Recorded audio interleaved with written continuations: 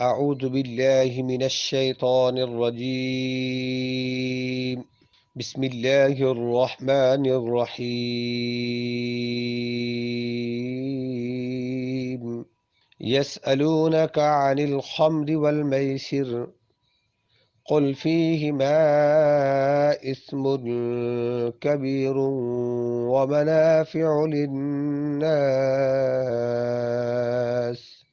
ومنافع للناس وإثمهما أكبر من نفعهما ويسألونك ماذا ينفقون قل العفو كذلك يبين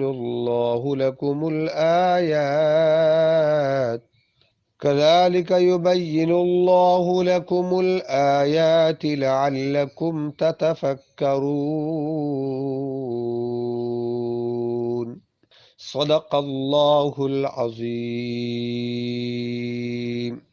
سورۃ البقرہ کی آیت نمبر 219 کی تلاوت کی گئی ہے۔ اس آیت میں اللہ تعالیٰ شراب کے بارے میں احکامات نازل فرماتے ہیں کہ ابتدائی اسلام میں عام رسوم جاہلیت کی طرح شراب نوشی بھی عام تھی۔ جب رسول اللہ صلی اللہ علیہ وسلم مکہ مکرمہ سے ہجرت کر کے مدینہ تشریف لائے تو اہل مدینہ میں بھی شراب اور قمار کا رواج تھا، شراب اور جوئے کا رواج تھا۔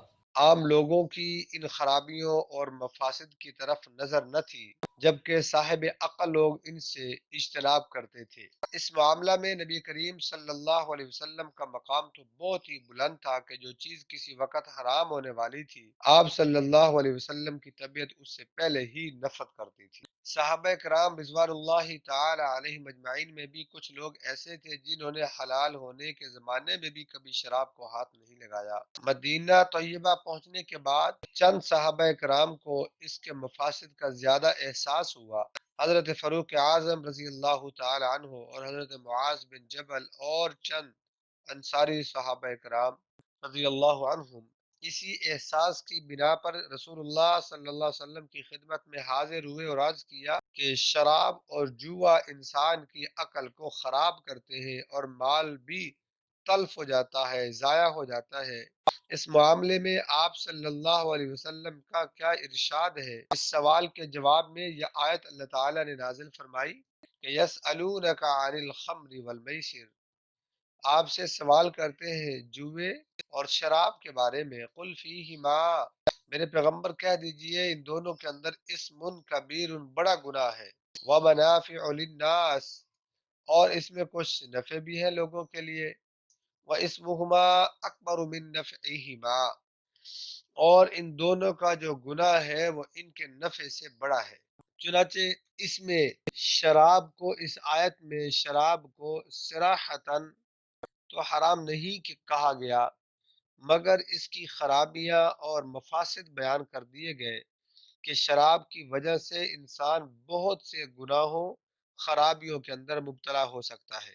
شراب میں سب سے بڑی خرابی یہ ہے کہ انسان کی عقل زائل ہو جاتی ہے، جو تمام کمالات اور شرف انسانی کا اصل الاصول ہے، کیونکہ عقل ہی انسان کو برے کاموں سے روکتی ہے۔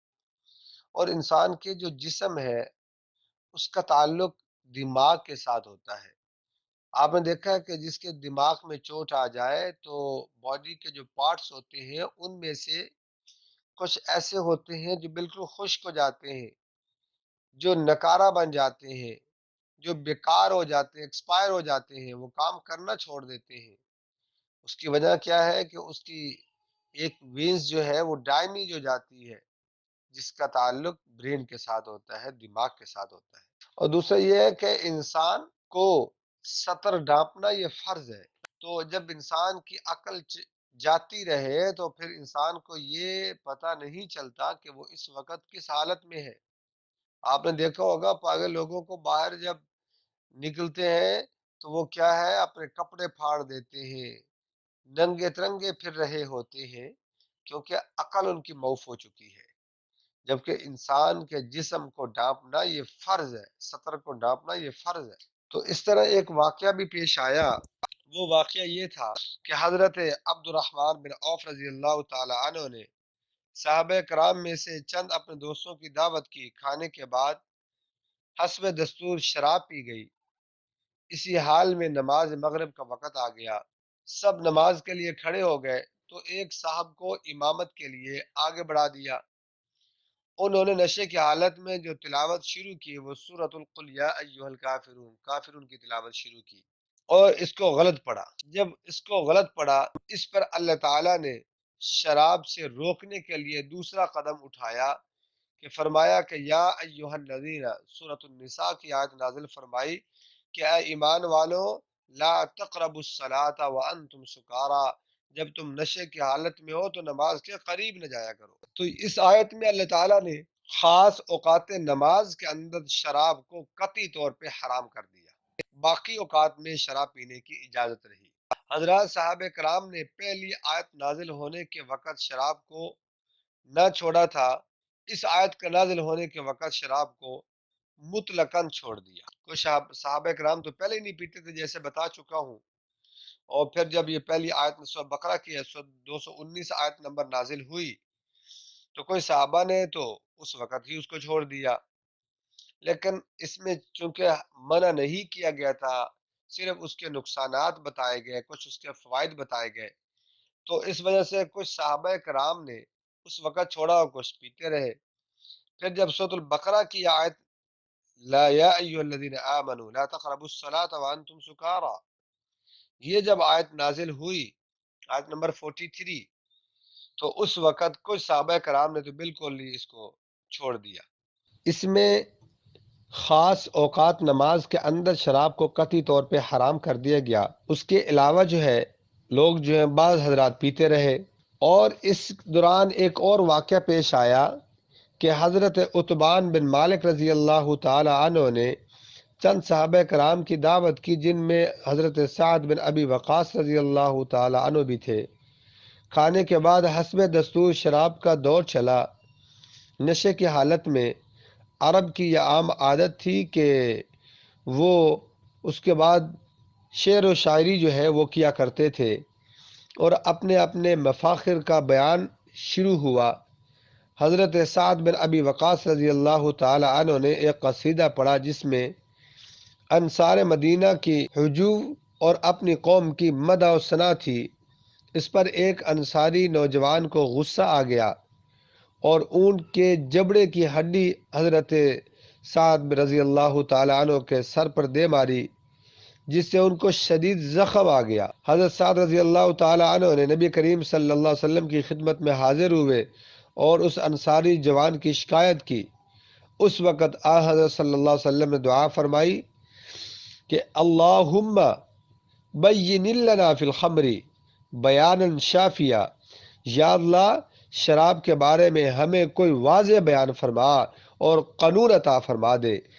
اس پر شراب کے متعلق قرآن کریم کی تیسری آیت جو سورۃ المائدہ کے اندر اللہ تعالی نے مفصل نازل ہوئی، تو اس میں شراب کو مطلقاً حرام قرار دیا گیا کہ اب تم جہاں بھی ہو، نماز میں ہو، نماز سے باہر ہو، جہاں بھی ہو، شراب بالکل حرام ہے۔ وَآت یا ایھا الذین آمنوا انما الخمر والمیسر والانصاب والازلام رجس من عمل الشیطان فاجتنبوہ لعلکم تفلحون۔ اے ایمان والو کہ شراب اور جوا اور یہ بت وغیرہ یہ ساری چیزیں یہ شیطانی عمل ہے، اور شیطانی عمل سے بچنے کی کوشش کرو تاکہ تم کامیاب ہو جاؤ۔ اب صحابہ کرام نے توبہ کی اور اس سے دور ہو گئے۔ اس کے بعد ایک صحابی رسول تھے جنہوں نے سب کچھ اپنا سارا کا سارا گھر کا سامان وغیرہ بیچ کر وہ ملک شام گئے، وہاں سے وہ شراب کا کاروبار کیا کرتے تھے۔ جب وہ واپس آئے شراب لے کر تو مدینہ سے پہلے ان کو اطلاع مل چکی تھی کہ شراب کی حرمت کا اللہ تعالیٰ نے اعلان کر دیا ہے۔ چنانچہ انہوں نے مدینہ کے باہر ایک پہاڑ کے اوپر شراب رکھی اور آپ صلی اللہ علیہ وسلم کی خدمت میں آ کے حاضر ہو گئے اور عرض کیا یا رسول اللہ، میرا عمر بھر کا یہی سرمایہ ہے اور میں نے یہ اس کے اوپر لگا دیا ہے، میرے لیے کیا حکم ہے؟ تو آپ صلی اللہ علیہ وسلم نے فرمایا اللہ کا حکم آ چکا ہے لہٰذا اس کو شراب کو انڈیل دو اور برتن جو ہے ان کو توڑ دو۔ اس صحابی نے بغیر کسی قباحت کے فوراً گئے اور وہ شراب ساری نیچے بہا دی اور برتنوں کو توڑ دیا۔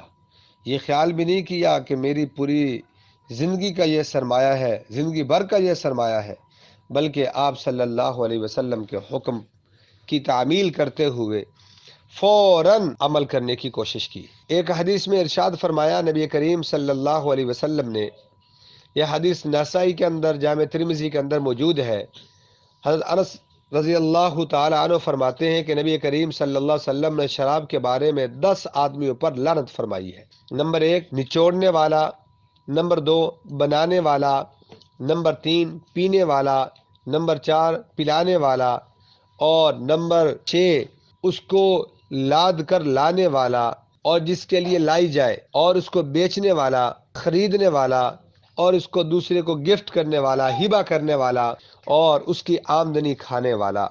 ان تمام لوگوں پر نبی کریم صلی اللہ علیہ وسلم نے لعنت فرمائی ہے۔ اور اس سے معلوم ہوا کہ جو حضرات کاروبار کرتے ہیں شراب کا وہ بالکل حرام ہے۔ اور اس سے یہ بھی معلوم ہوا ایسی چیز کہ جو غلط ہے، جس سے دوسرے اللہ اور رسول نے حرام جس کو قرار دیا ہے، اس کا کاروبار کرنا بھی بالکل ناجائز اور حرام ہے۔ اس کا تعلق خواہ کسی طریقے سے بھی ہو۔ اسی طرح کوئی شخص سود لیتا ہے، اللہ کے رسول نے سود کو حرام قرار دے دیا ہے۔ اب کوئی شخص کسی کو لے کر دیتا ہے، اس کا گواہ بنتا ہے، اس کی ہیلپ کرتا ہے، یہ بھی بالکل ناجائز اور حرام ہے۔ جیسے سود لینے والا گناہ گار ہے، ایسے اس کی ہیلپ کرنے والا، اس کے ساتھ جانے والا، اس کا گواہ بننے والا، یہ بھی اس کے لیے حرام ہے۔ اللہ تعالی ہم سب کو قرآن اور سنت کے مطابق زندگی گزارنے کی توفیق عطا فرمائے۔ اس آیت کا یہ کچھ حصہ جو ہے وہ تلاوت کیا گیا ہے، دوسرا حصہ انشاءاللہ کل بیان کروں گا۔ وآخر دعوانا ان الحمد للہ رب العالمین۔